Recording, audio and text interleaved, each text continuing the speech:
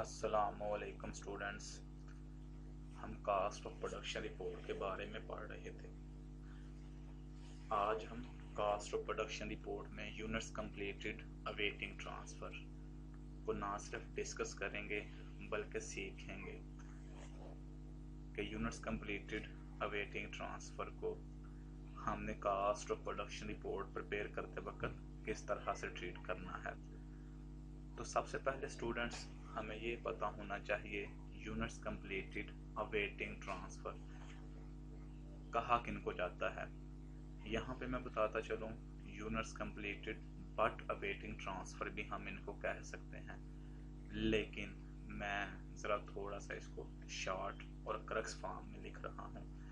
Units completed awaiting transfer उन pieces को कहा जाता है जो 100% मुकम्मल हैं, इन ऑल एस्पेक्ट कंप्लीट हैं, they don't require any type of material labour और FOH।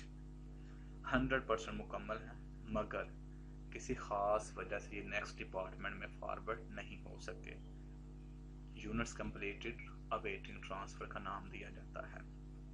तो इसका मतलब ये हुआ 100% मुकम्मल हैं, जस्ट किसी वजह से नेक्स्ट डिपार्टमेंट में फॉरवर्ड नहीं हो सके। हो सकता है कि नेक्स्ट डिपार्टमेंट में स्पेस ही नहीं थी उनको स्टोर करने के लिए। ये भी हो सकता है कि हम लोग उनको किसी वजह से ट्रांसफ़र ही नहीं कर सके, हम प्रिपेयर ही नहीं थे उनको ट्रांसफ़र करने के लिए, या हमें टाइम ही नहीं मिल सका उनको ट्रांसफ़र करने के लिए।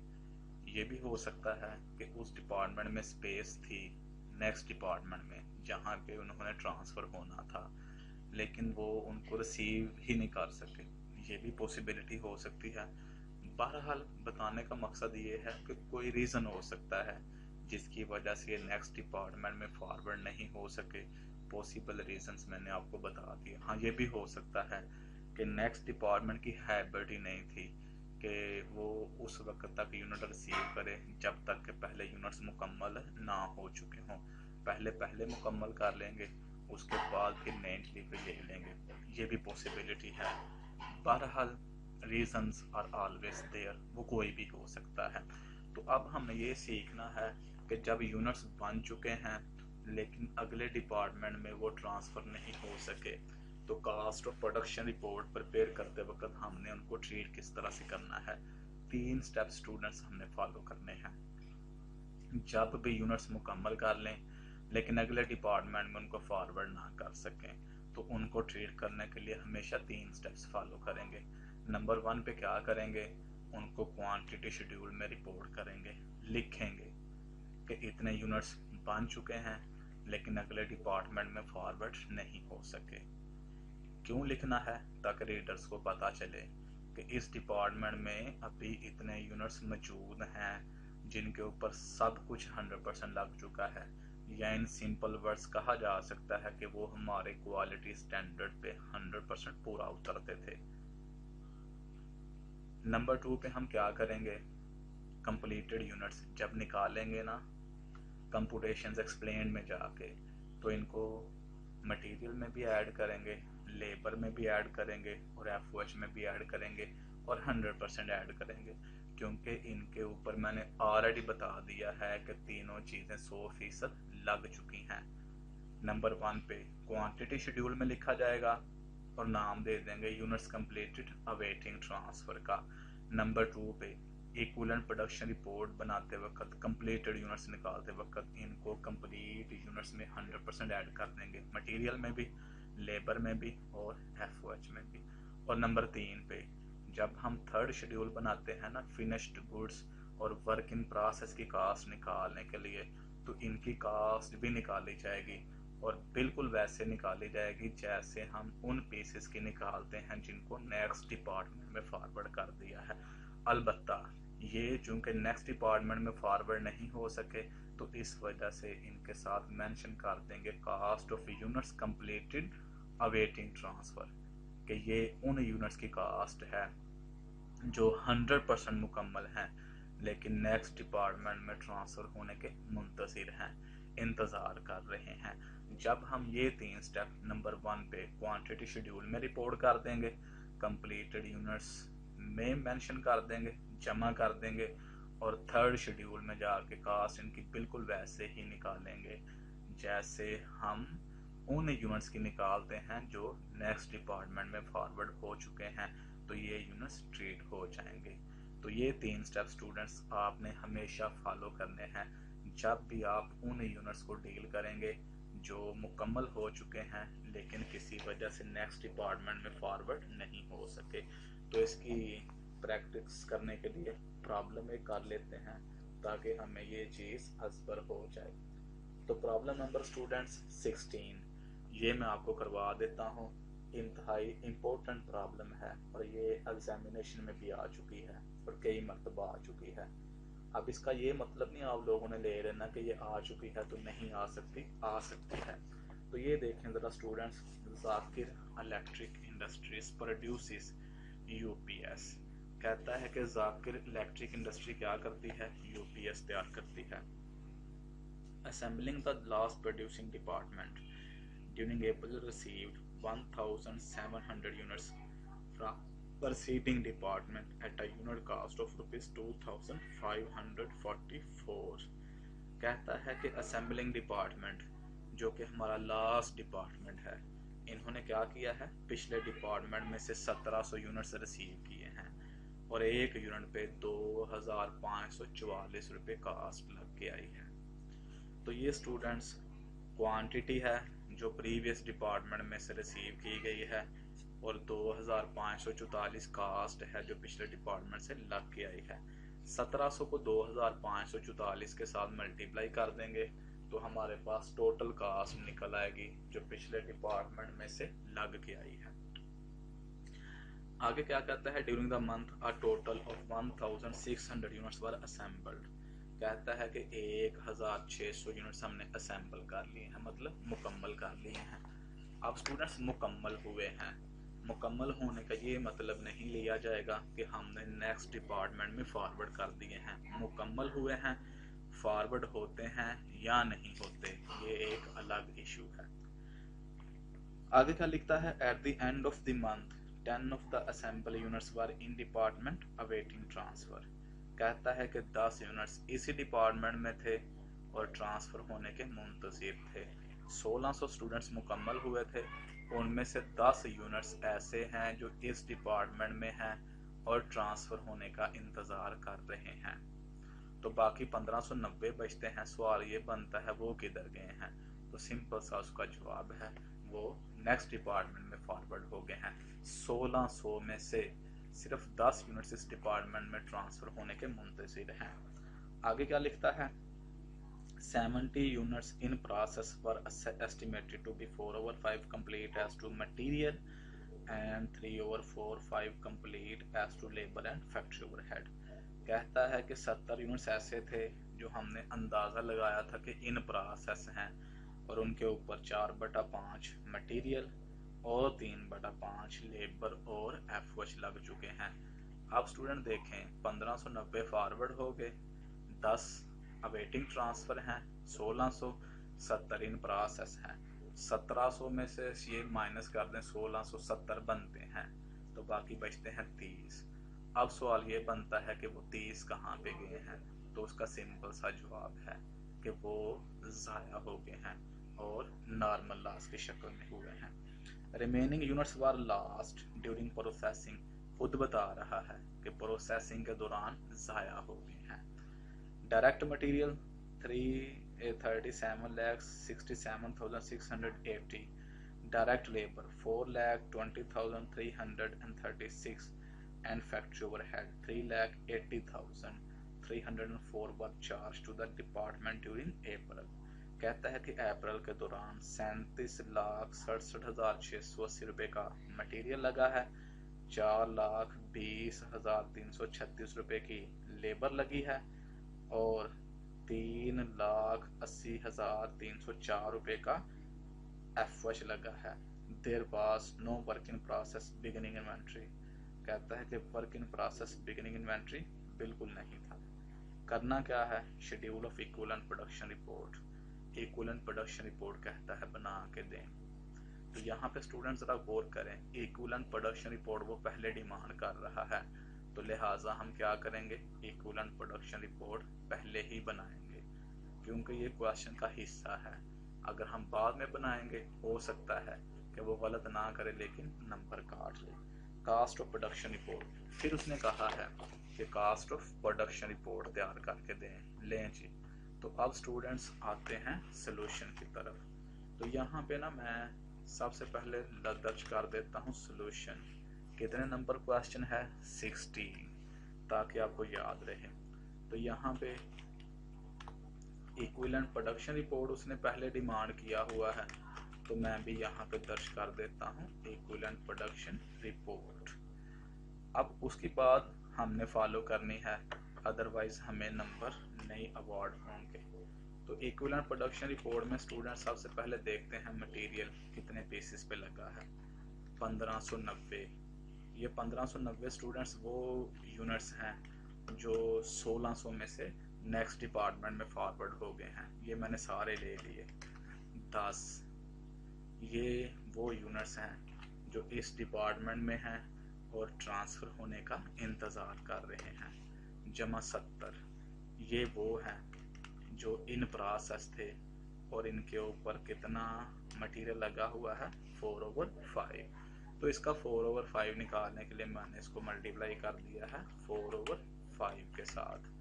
तो नीचे मटेरियल 1600 स्टूडेंट्स, ये तो 1590 और 10 जमा होके हो जाएगा, ठीक होगी बात। 70 को 4/5 के साथ मल्टीप्लाई करके देखते हैं क्या बनता है। 70 ज़रब 4 तकसीम 5। तो देखते हैं जी स्टूडेंट्स क्या आता है। तो ये मेरे पास आ रहा है 56।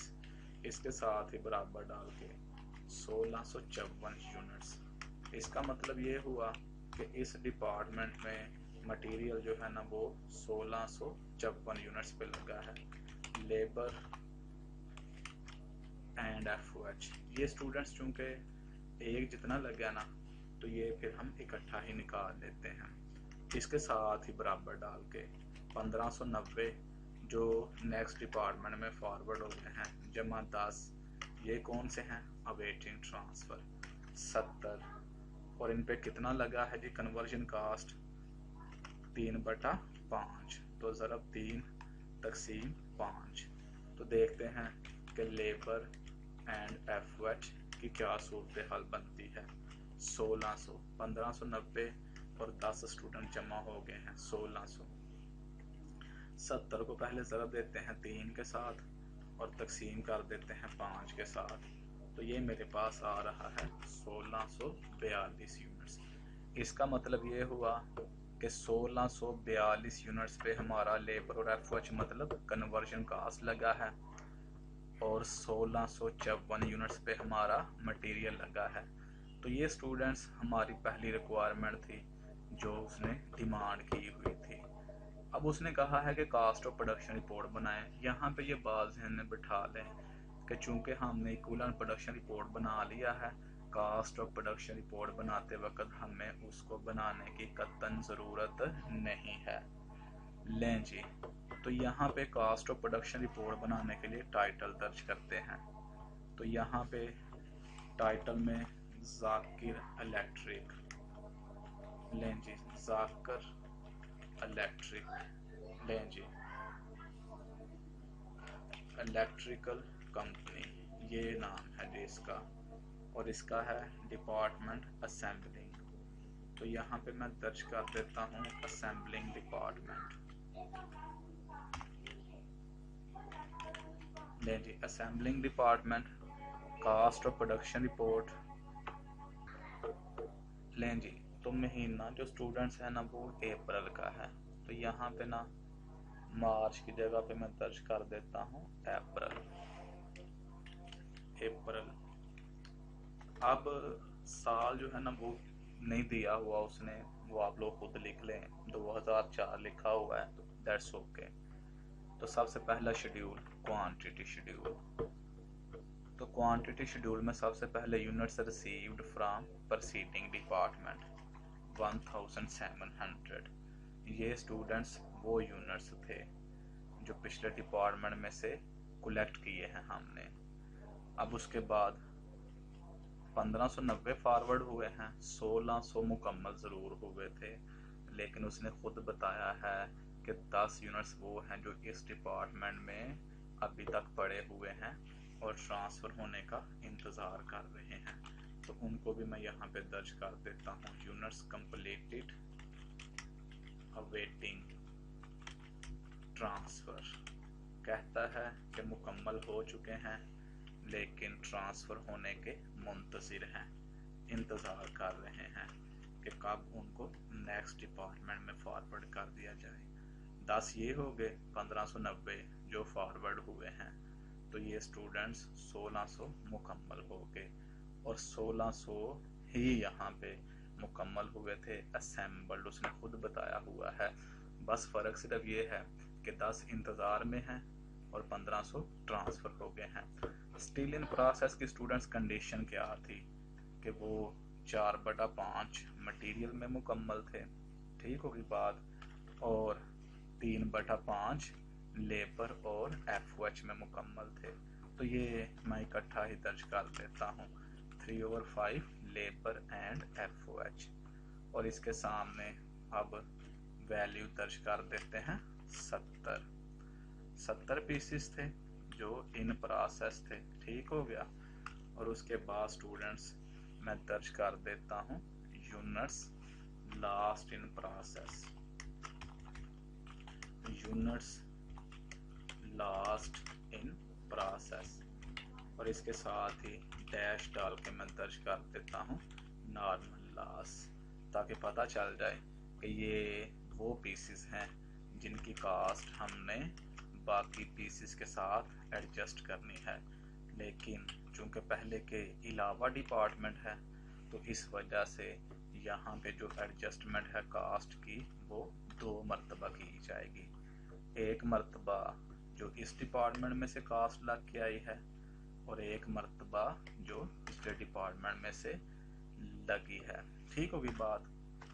तो इसी के साथ स्टूडेंट्स ये हमारा पोर्शन मुकम्मल हो गया। 1590 और 10 1600, 70 इन प्रोसेस 1670 और 30 जिसके बारे में उसने कहा हुआ था remaining units for last during processing. 30 unit जो है ना, यानी बाकी स्टूडेंट 30 ही बचते हैं। ये जो 70 तक है ना, ऊपर से नीचे 70 तक 1700 में से माइनस कर दें तो 30 ही बचेंगे। तो इसी के साथ ये हमारा पोर्शन मुकम्मल हो गया। आगे स्टूडेंट्स दूसरा हिस्सा cost charge to the department. तो सबसे पहले 2544 ये वो पर पीस कास्ट है जो पिछले डिपार्टमेंट में से लग के आई है। तो ये स्टूडेंट्स 1700 पीसेस पे लग के आई है। तो इसको मैं मल्टीप्लाई करता हूँ 1700 के साथ, 1700 ज़रब 2544, तो ये मेरे पास स्टूडेंट्स आती है 43,24,800।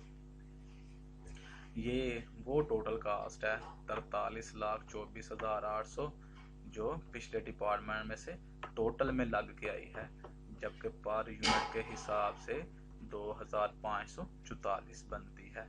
अब जो यहाँ पे लगी है, तो यहाँ पे स्टूडेंट्स मटेरियल लगा है 37,67,680 का, ठीक होगी बात, 37,67,680 मटेरियल।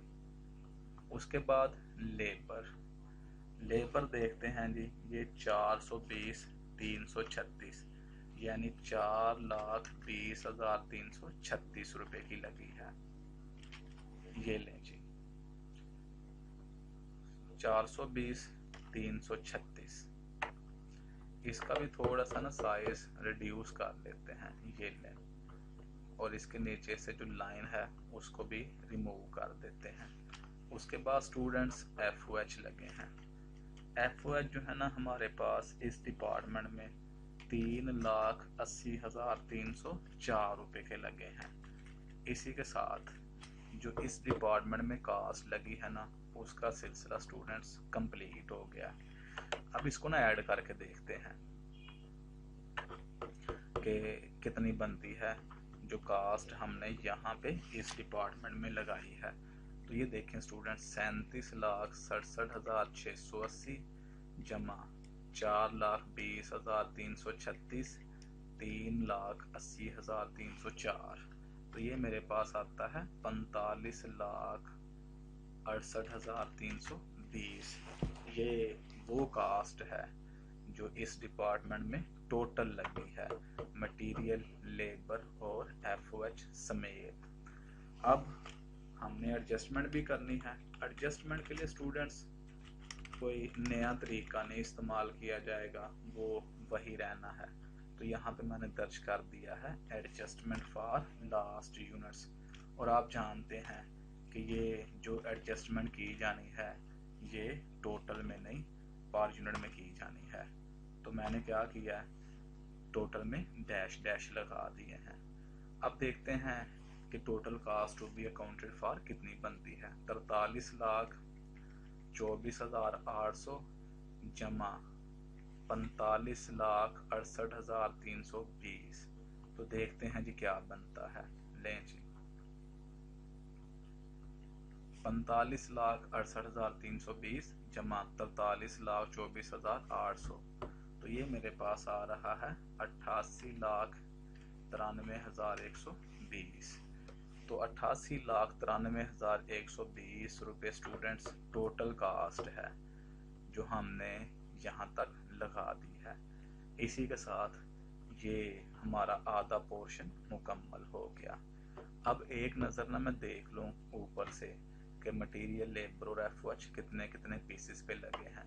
1654 और 1642, क्योंकि हमने आगे यूनिट कास्ट निकालनी है तो वहाँ पे हमने इनको इस्तेमाल करना है। ये लें जी, चौथे शेड्यूल में चले गए जो कि कंप्यूटेशंस एक्सप्लेन्ड है। ये लें स्टूडेंट्स, कंप्यूटेशन एक्सप्लेन्ड में से ये मैं आपके सामने इक्विवेलेंट प्रोडक्शन रिपोर्ट को रिमूव कर रहा हूँ। तो बाकी पर यूनिट कास्ट ये तो बनेगा और लाजमन बनेगा। ये लें जी, तो सबसे पहले देखते हैं मटेरियल हमारा कितने का लगा है। लें जी स्टूडेंट्स, 37,67,680 और कितने पीसेस पे लगा है ये स्टूडेंट्स, 1654 पीसेस पे लगा है। ठीक होगी बात, यहाँ तक बताएं। अगर कोई इशू है, बात आपको क्लियर नहीं हो सकी तो फौरन क्लियर कर लें। सॉरी 1654 कह रहा हूँ, 1656। ठीक होगी बात।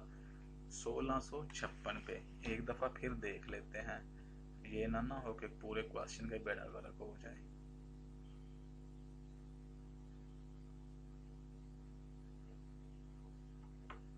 लें जी 1656 ही बनते हैं, ये गलती से 54 लिखा हुआ है।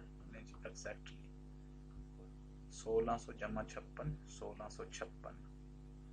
लें जी 1656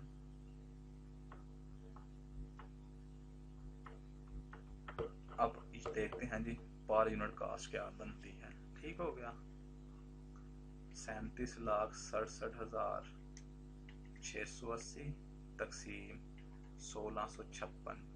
तो ये मेरे पास आ रहा है 2,257.053। लें जी, चलें मैं ना स्टूडेंट्स इसको ना राउंड कर देता हूँ, कोई बात नहीं, अगर फ़र्क भी आ जाएगा ना दैट्स ओके। 2257। ठीक होगी बात। एक पीस पे ना 2257 रुपये का मटेरियल लग रहा है। तो इसको उठा के ना मैं ऊपर दर्ज कर देता हूँ पर यूनिट के कॉलम में 2257। ये मैंने राउंड इसलिए किया है क्योंकि यहाँ पे कास्ट को दर्ज करने का ना इशू बन सकता था, इतने स्पेस नहीं ना हैगी, इस वजह से 2257। लेबर देखते हैं जी एक पीस पे कितनी बनती है। लें जी लेबर, ये स्टूडेंट मेरे पास आई थी टोटल 420,336। ठीक हो गया, 4,20,336। और ये देखते हैं कि कितने पीसेस पे लगी थी, 1642 पे लगी थी। इसको स्टूडेंट्स डिवाइड कर देते हैं 1642 के साथ। 420 336 तकसीम 1642, तो ये 255.9905 आ रहा है। तो मैं स्टूडेंट इसको ना राउंड करके 256 कर रहा हूँ पर यूनिट। इसको भी उठा के ना ऊपर पुट कर देते हैं 256। लें जी, लेबर के सामने स्टूडेंट्स 256 ये लें। उसके बाद FOH देखते हैं कि एक पीस पे कितने के लगे हैं। FOH ये टोटल स्टूडेंट जो हमारे लगे हैं ना 3,80,304 रुपये के लगे हैं। 380 304 और ये भी 1642 पे लगे हैं। तो ये देखते हैं जी कितने बनते हैं।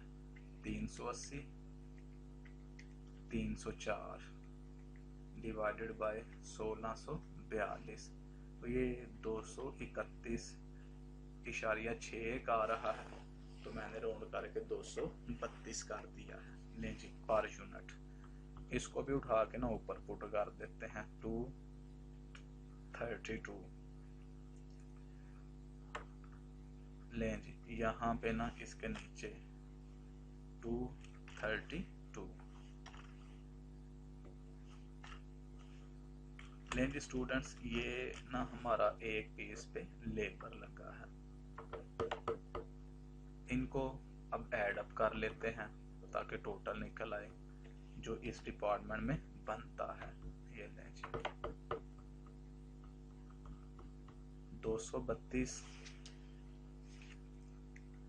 जमा 256 जमा 2257 2745। तो यहाँ तक स्टूडेंट्स जो हमारी टोटल कास्ट बनती है ना वो 2745 रुपये बनती है। अब लास्ट की एडजस्टमेंट कर लेते हैं, ये मजबूरी है हमारी। तो लास्ट की एडजस्टमेंट करने के लिए ना नीचे चले जाते हैं थर्ड शेड्यूल में। ये थर्ड शेड्यूल में मैं एडजस्टमेंट फॉर लास्ट यूनिट्स का हेडिंग दे रहा हूँ। ये लें जी, ये स्टूडेंट्स एडजस्टमेंट होने जा रही है पर यूनिट कास्ट की उन पीसेस की जो इस डिपार्टमेंट में ज़ाया हो गए हैं। तो यहाँ पे ना मैं दर्ज करता हूँ कास्ट आफ्टर एडजस्टमेंट। पता कुछ चल गया होगा कि नुकसान होने के बाद एक पीस हमें कितने में पड़ रहा है। तो ये निकालने के लिए ना स्टूडेंट्स 43,24,800 ये टोटल कास्ट थी जो पिछले डिपार्टमेंट में से लग के आई थी। लेकिन ये कितने पीसेस पे लगी थी? ये स्टूडेंट्स लगी थी 1700 पीसेस पे, लेकिन 30 पीसेस आया होने की वजह से अब ये कितने पीसेस की बनती है? 1670 की। तो तकसीम कर देते हैं इसको 1670 के साथ। तो ये स्टूडेंट्स राउंड करके वैसे आ रहा है 2589.7। तो मैं राउंड करके इसको कर देता हूँ 2590। इसको अब कंपेयर कर लेते हैं कास्ट बिफोर एडजस्टमेंट के साथ। लें जी एडजस्टमेंट नुकसान से पहले जो कास्ट थी, तो नुकसान से पहले स्टूडेंट्स हमें एक पीस 2544 रुपये में पड़ रहा था। ये उसने बताया हुआ है। लाइन डाल देते हैं इसके नीचे और देखते हैं कि कितनी हमें पर पीस के हिसाब से एडजस्टमेंट करनी पड़ेगी। तो मैं यहाँ पे पहले लिख लूँ एडजस्टमेंट फॉर लास्ट यूनिट्स। कहता है उन पीसेस की एडजस्टमेंट जो ज़ाया हो गए हैं। देखते हैं जी कितनी बनती है। इनका स्टूडेंट्स फ़र्क लेके देखते हैं। 2590 माइनस 2544 46। तो एक पीस के ऊपर जो स्टूडेंट्स कास्ट बढ़ रही है ना ज़ाया होने की वजह से, वो 46 रुपये है। तो इस 46 को उठा के ना ऊपर प्लेस कर देते हैं 46। ये लेंगे स्टूडेंट्स यहाँ पे 46 लाइन लग गई इसके नीचे। अब 2745 बल्कि ऊपर से ही ले लेते हैं।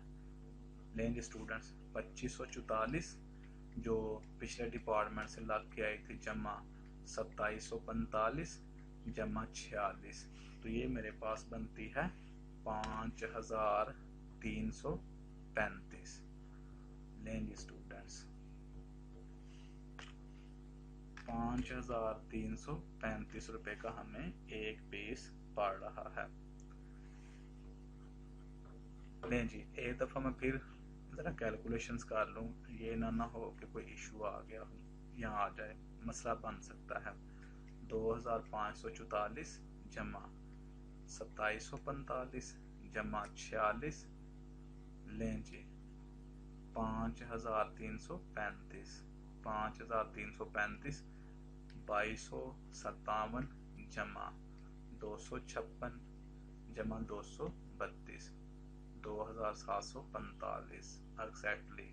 देख लें स्टूडेंट्स, यहाँ तक अगर कोई मसला है, बात आपको क्लियर नहीं हो सकी, तो फ़ौरन आप उसको क्लियर कर लें। लें जी स्टूडेंट्स, ये थोड़ा सा ना मटेरियल की कास्ट में प्रॉब्लम आ रहा था, तो वो मैंने करेक्शन कर दी है। एक्चुअली मटेरियल की कास्ट बनती थी 2275, तो वो गलती से एरर 2257 लिखी गई थी कैलकुलेटर से देख के। लें जी, ये हमारे जो है ना शेड्यूल कंप्लीट हो गए हैं। अब थर्ड शेड्यूल की तरफ, total cost to be accounted for, लेकिन एक नज़र में देख लूँ 53। अब स्टूडेंट्स यहाँ पे मैं बताता चलूँ कि जो हमने कास्ट निकाली है ना 5353, और जो मे भी बुक पे दी हुई हो उसमें थोड़ा सा फ़र्क हो, परेशान नहीं आपने हो जाना। फ़र्क इस वजह से आ रहा है क्योंकि हमने फिगर्स को राउंड कर लिया है, उसने राउंड नहीं किए, जिसकी वजह से हमारी कास्ट पर यूनिट में और उसकी कास्ट पर यूनिट में भी एक आध रुपए का फ़र्क आ जाए। तो आपने परेशान कतई नहीं हो जाना, ये हो सकता है क्योंकि फिगर्स हमने राउंड कर लिए हैं। Cost of units transfer to next department. Students सबसे पहले देखें 1590 यूनिट ट्रांसफ़र हुए हैं, और एक पीस पे जो हमारी कास्ट लगी थी ना वो 5353 रुपये लगी है। तो यहाँ पे मैं दर्ज कर देता हूँ 5353। अब इनको आपस में मल्टीप्लाई कर देते हैं। लें जी 1590 ज़रब 5353, तो ये स्टूडेंट मेरे पास आ रहा है 85,11,270। तो ये स्टूडेंट्स उन पीसेस की कास्ट आ गई जो नेक्स्ट डिपार्टमेंट में फॉरवर्ड हुए हैं। अब इसके नीचे मैं दर्ज करता हूँ cost of units completed awaiting transfer. यही चीज़ आपको बताई थी ना कि लिखेंगे तीसरे शेड्यूल में भी, लेकिन साथ लिख देंगे कि ट्रांसफ़र होने का इंतज़ार कर रहे हैं। इसके साथ ही ब्रैकेट में 10 पीसेस स्टूडेंट्स मुकम्मल हुए हैं जो किसी वजह से नेक्स्ट डिपार्टमेंट में फॉरवर्ड नहीं हो सके, और 5353 रुपये इन पे कास्ट लगी थी। ज़रा दे देते हैं इसको, तो ये मेरे पास आ जाएगा 53,530। तो ये स्टूडेंट्स उन पीसेस की कास्ट आ गई जो मुकम्मल तो हो चुके थे लेकिन किसी वजह से नेक्स्ट डिपार्टमेंट में फॉरवर्ड नहीं हो सके। अब एंडिंग वर्क इन प्रोसेस की कास्ट निकालने की ना एक नज़र में देख लो। ये देखें स्टूडेंट्स, नुकसान होने से पहले हमें 2544 रुपये का यूनिट पड़ रहा था, अब 2590 का पड़ रहा है। तो अब हमने कास्ट पिछले डिपार्टमेंट की निकालने के लिए जो इन प्रोसेस यूनिट है ना 70, उसको मल्टीप्लाई करना है 2590 के साथ। ये लें जी स्टूडेंट्स, लें जी 70 ज़रब 2590, तो ये मेरे पास आ रहा है 1,81,300। अब जो मटेरियल लगा है वो स्टूडेंट्स 56 पीसेस पे लगा है, और देखते हैं कि एक पीस पे कितने का लगा है, 2275 का। यही स्टूडेंट मैं आपको बता रहा था कि फिगर जो है ना ये गलती से 57 लिखा गया था, एरर हो जाती है, तो ये कोई ज़्यादा बड़ा इशू नहीं है। आपने भी नोट किया होगा कि आपसे भी बाज़ औक़ात फिगर लिखते हुए ना एरर्स जो है ना हो जाती हैं, 57 की जगह 75 लिखा जाता है, बाज़ औक़ात 89 की जगह पे 98 लिखा जाता है। एरर्स आपने पढ़ी भी होंगी, ये कोई बड़ा इशू नहीं है। इनफैक्ट अर्ली स्टेज पे हमने इसको ट्रेस कर लिया मैंने, अदरवाइज हमें पूरा सवाल जो है ना नए सिरे से दोबारा रिकॉर्ड करना पड़ना था और ये बड़ा मसला बन जाना था। तो 56 पे लगा है ना, 2275 का लगा है, तो ये 1,27,400 रुपये बनते हैं। उसके बाद लेबर, ये स्टूडेंट्स 42 पे लगा है और 256 रुपये का लगा है एक पीस पे। ये नीचे से मुझे नज़र आ रहा है, ठीक होगी बात। लें जी, 42 ज़रब 256, 10,752, ये लें स्टूडेंट्स, ठीक हो गया। उसके बाद FOH भी स्टूडेंट्स 42 पीसेस पे लगा है और देख लेते हैं एक पीस पे कितने का लगा। आई थिंक 236-37 का 232 रुपये का लगा है। ये लेंगे स्टूडेंट्स 232। ये जो कंप्लीट यूनिट्स है ना, ये मैं क्वांटिटी शेड्यूल से ले रहा हूँ, ये आपने समझना, पता नहीं कहाँ से आ रहे हैं, क्वांटिटी शेड्यूल से आ रहे हैं। 232 ज़रब 42, 9,744 लाइन डाल देते हैं इसके नीचे। ये लेंगे स्टूडेंट्स, ये लेंगे। अब इनको ना चारों को टोटल कर लेते हैं और ये टोटल करने के बाद ना एक और चीज़ आपको सिखानी थी, इस वजह से मैंने ना फिगर्स को राउंड किया था। तो ये भी चीज़ आपको सीखने को मिलेगी, मतलब इस क्वेश्चन में इम्पोर्टेंट तो था ही, काफ़ी कुछ आपको सीखने को मिलेगा। 1,81,300, 1,27,400, 10,752 जमा 9,744, तो ये मेरे पास आ रहा है 3,29,196। लाइन डाल देते हैं इसके नीचे, ठीक होगी बात। अब स्टूडेंट्स इन तीनों वैल्यूज को ना जो दूसरे कॉलम में आई है मैं ऐड अप कर लेता हूँ, ठीक होगी बात। लें जी, 3,29,196 जमा 53,530 जमा 85,11,270।